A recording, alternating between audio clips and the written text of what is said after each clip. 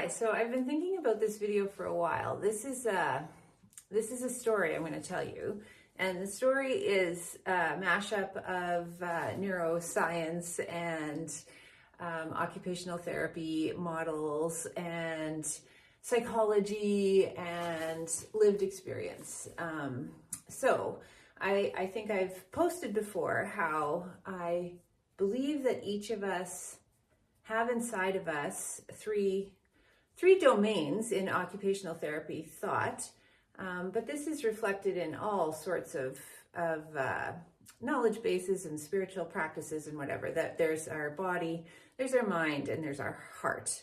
And I would like to, in my story, say that those three parts of us are like the three legs of an easel. And so they're holding us up. And like an easel, it helps if they are in balance. So if one of those parts is longer than the other, then the easel is going to fall over, obviously. And so we're always looking for balance. So I've got two that are balanced, but the back is just too short. And so, I mean, this is hopefully a very intuitive story I'm telling you. So here it is, kind of balanced, and then I've brought a painting here to kind of illustrate the point. So here's a painting my daughter painted for me a long time ago, and it's like something that you can build on the easel. So the easel isn't the point, the painting is the point, and I would like to suggest in my story that our heart, our mind, our body are like our foundational team. They're our team, and like the easel, the point of the team is something beyond each of those and even beyond the sum of the parts. And I'd like to call that further member of the team, but maybe leader of the team, maybe the encompassing entity that is the point of the team. That's you. You are those three in one. And so maybe we'll call that your spirit or your soul, your center that directs your team. So let's say that you have your easel and you are wanting to paint or create on the easel. This is your life. This is your work of art. This is your masterpiece. And so the easel is just supporting it. And the first thing that any artist needs to do before painting, and again, this is just a story, so bear with me, is to balance out their easel. And so in any context, you might choose to change the angle. You might have the easel kind of back down a little bit. You might have the whole thing up quite high. I think I can raise this up quite a bit higher. And when you do that, you have to spend time recalibrating everything, because now I've raised the front two and I have to, again, otherwise it will fall over, raise the back one. So there it is, it's raised, it's a little crooked. So I'm going to spend some time just balancing, just so that when I do create my work of art, it's actually straight according to gravity and according to my context. And then of course you're going to place it, you know, in light and all of that stuff. And I can stretch the metaphor all over the world and back.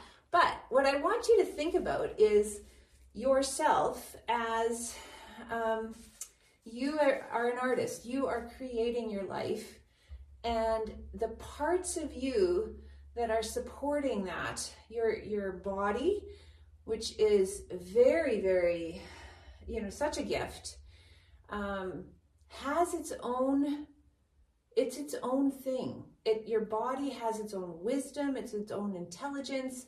Every cell is unique to you. You have your DNA, you have your genetic makeup, you have your ethnicity, your gender, your sex, which is separate, your height, your weight, your eye color, your general appearance, but also your general health, which is very, very objective. It's very in the physical world. It's very real. And your body is I would say, the most tangible set of constraints and limits on our artistry. And then you have your mind, and I'm moving over to another foot of the easel, but I think each of us arranges this differently. Like, there's two at the front, and then the back one I think is kind of the really core, the most reliable, the most competent, maybe the leader part of you. And I think each of us, and this is now from Enneagram thinking, each of us has a preferred leader of the three. So your body's wisdom might be your preferred go-to when you need information in a new setting. Your brain might be your preferred go-to. Maybe it is your most comfortable source of information, but your brain has different knowledge and different wisdom than your body.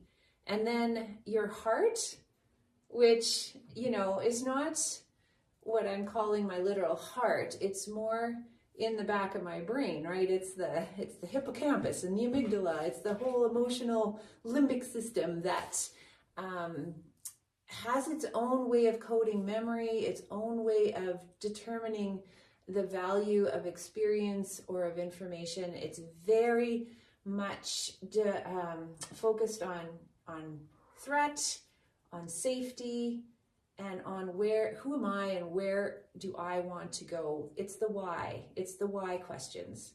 So there's your three people. Those are your team. They don't agree all the time, and they're often out of balance. And when they're out of balance, you will find it hard to create a great work of art. You will find that your work of art can just sort of slide off or be really hard to put pressure on. When you put pressure on it, it might just, tip over, and I don't want to wreck my daughter's work of art here. So this is just a story and a picture and a sensory kind of experience that you can try if you have access to an easel or a three-legged stool or anything that has 3 points. Even if you sit in your chair and realize that you have your weight distributed on your 2 feet and your butt, and that is a tripod of support. And that support is holding you, but that support isn't you. You are bigger than that support.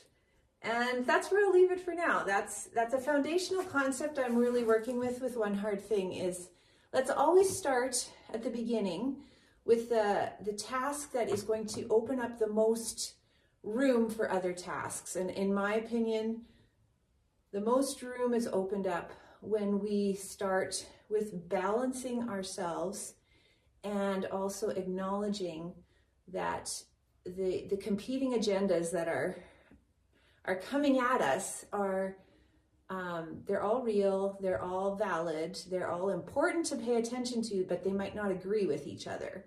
Your body might not agree with your head, and your head might not agree with your heart. And sometimes you need to sit everybody down and say, okay, you tell me what your concerns are, and I will make an executive decision as to what we will do next, taking everybody's view into account.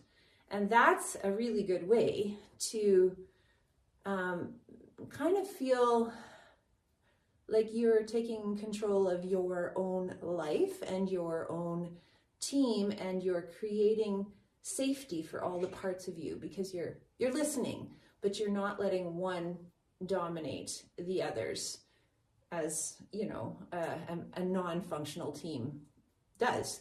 So just to encourage you, this might not be a task you generally do in a day, but I've started putting it into my day because the messaging from my parts, the parts of me are very wildly, often hysterical and or bullying to other parts of me, or, you know, trying to take over and ignore valuable messages from other parts of me. So I, as the team leader, would like to calm everybody down and say, okay, let's think about this with a little bit of, you know, big picture.